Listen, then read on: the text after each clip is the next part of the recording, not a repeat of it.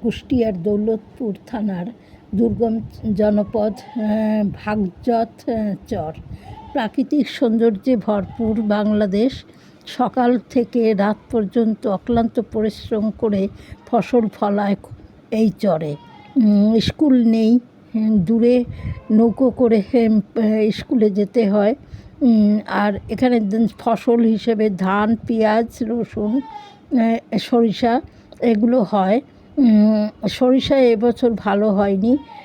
বাড়িতে পশুদের খাবার ঘাস আনতে গিয়ে ছিল, আর জমিতে জল দিয়ে এলো।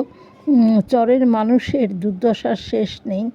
একদিকে নদী ভাঙন, বন্যা, দুর্যোগ চরবাসীদের ভালো থাকতে দেয় না।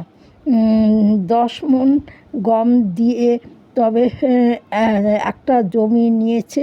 সেই জমিতে ফসল না হলেও তাকে 10 মণ গম দিতে হবে অন্যের কাছ থেকে ধার করে।